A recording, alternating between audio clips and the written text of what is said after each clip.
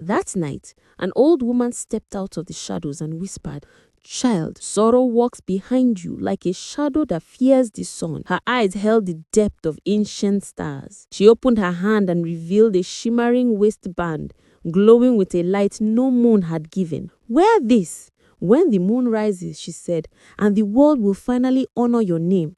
But never remove it." Before I could speak, her body melted into mist, leaving me alone with her warning trembling in the air. Before we begin, please like this video, share it with someone who loves African stories, and don't forget to subscribe to the channel for more powerful stories like this. My name is Liana Mbele, though sometimes I wonder if the name truly belongs to me or to the stories the villagers invented about me. I was born in Mbakazi Plains, a place where the soil cracked under the sun's anger and people's hearts cracked under their own assumptions. Our village sat far from the rivers, far from the markets, far from anything that could bring excitement, except gossip, because gossip flowed here more easily than water. I grew up in a mud brick hut that my mother built with her own tired hands, and she used to tell me, "Child, in a community where stories walk faster than people, keep your heart quiet." Back then, I didn't understand her,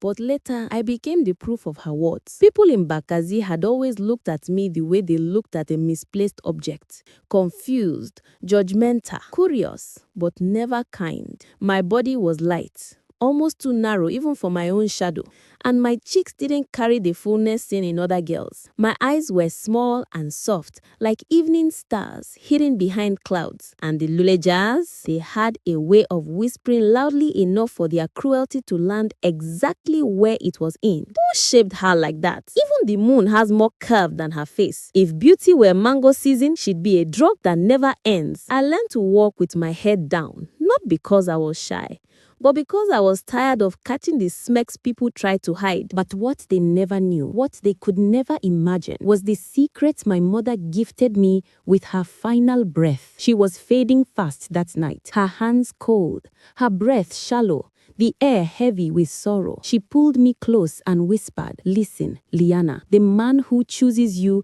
without hesitation will be lifted beyond measure. But child, the blessing will not give you peace." Then she was gone. I carried that secret like a thorn under my skin, painful but impossible to remove. I didn't want a destiny tied to fortune. I wanted a love that wrapped me the way my mother used to wrap her shawl around me during Harmattan winds, gently, intentionally, protectively. But love did not come. Years stretched like old cloth. Suitors came to my neighbors, to the girls with shiny braids and bright laughter. To me, not even a drunk man accidentally approached my door. They said I was too fragile to bear children. They said my face would curse their sons. They said marrying me was like inviting misfortune into their homestead. I tried not to care. I tried to hold my mother's words close.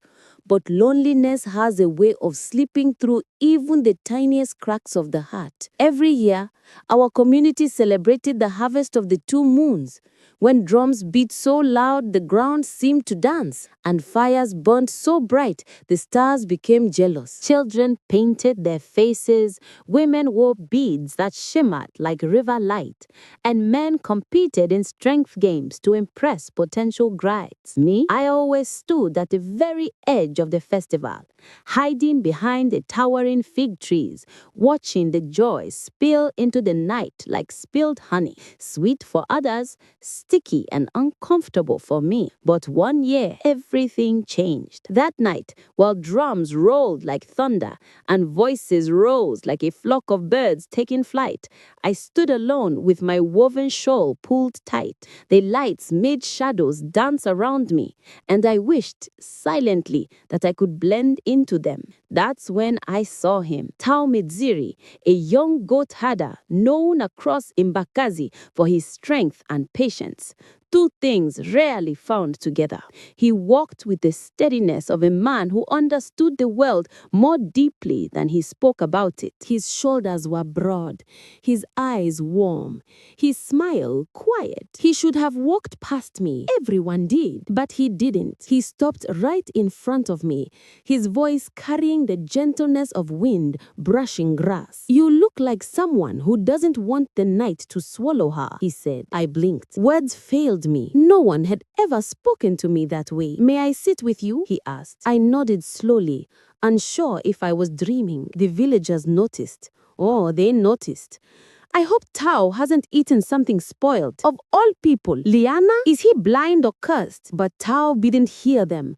Or maybe he did and simply didn't care. He sat beside me, talked about gods, skies, dreams, fears, things no one ever asked me about. And I found myself laughing for the first time in years. Not a forced laugh, not a polite laugh, a real one. From that night onward, Tao came to my hut every sunset. Sometimes he brought milk, sometimes groundnuts, sometimes nothing but stories that filled the evening with warmth. Somehow, he made life feel soft again. I fell in love slowly, like dawn rising, not suddenly, but steadily, painting everything with quiet light. And one morning, after months of unspoken affection, he said, "Liana, if you allow me, I want to call you my wife." My breath caught in my throat, not because I was surprised, but because for the first time in my life, someone had chosen me for reasons that had nothing to do with beauty or blessings. We married under the shade of a giant baobab. It wasn't a grand ceremony, but it was filled with the kind of sincerity that felt like home. For a while, I believed the world had finally softened for me, but destiny is rarely that kind. Just 2 months into our marriage, Tao's life transformed in a way no one could explain. His goats multiplied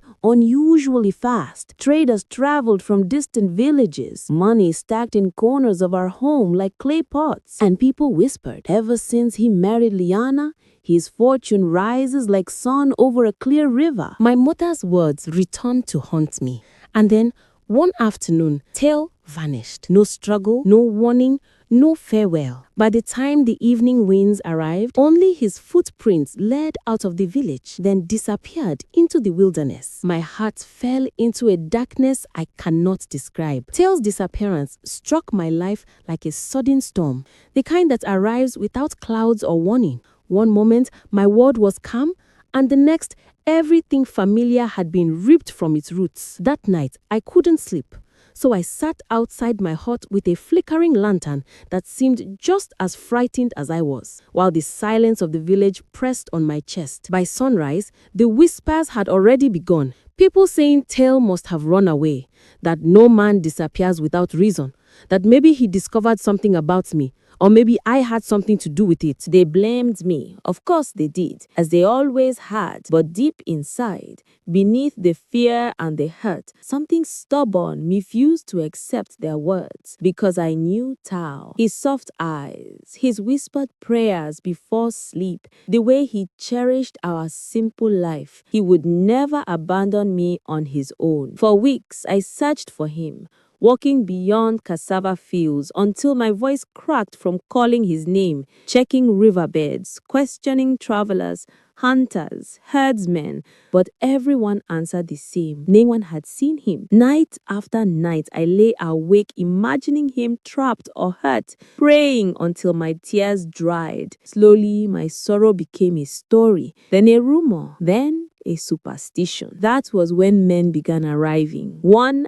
after another, staring not at me, but at the empty space where Tao's prosperity once stood. They brought dried fish, chickens, awkward smiles, false pity, and even emptier intentions. They didn't want me. They wanted the blessing tied to me. One begged me to let him help me forget. Another whispered that fortune followed me. I refused them all, but greed is persistent, and loneliness even crueler. So eventually, I remarried, hoping someone might see the real me. But each marriage became a fresh wound. Jumo the trader started gentle, but vanished the moment his pockets overflowed. Bakarai the palm wine maker boasted of forever, but ran away with a widow once wealth touched his fingers. Mzito the fisherman was kind until the morning he left for the market and never returned. People searched but found nothing. After the third disappearance, the village stopped mocking me and started fearing me, whispering that I was tied to spirits and warning others to avoid me after dark. I moved like a ghost through Mbakazi, mothers pulling their children aside as I passed,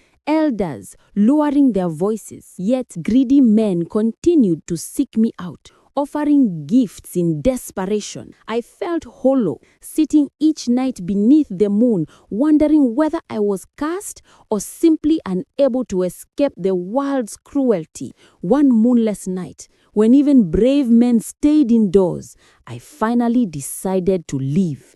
I packed the few belongings that still held meaning, my mother's woven wrapper, the calabash Tao carved for me, and a small gourd, and slipped away without telling a soul. The forest path outside the village was thick and heavy with an unsettling quiet.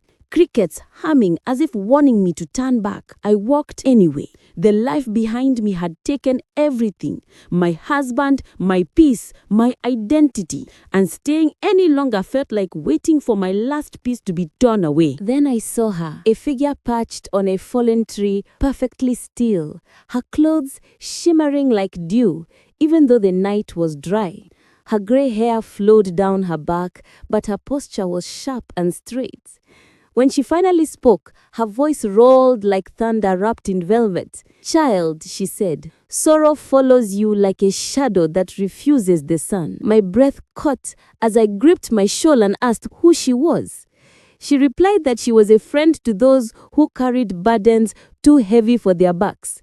And her eyes, deep, star-filled, swirling, told me she was no ordinary woman. She extended her hand, revealing a strange, shimmering waistband that caught light from a moon that wasn't even there, and told me to wear it when the moon rose because it would change the way the world treated me.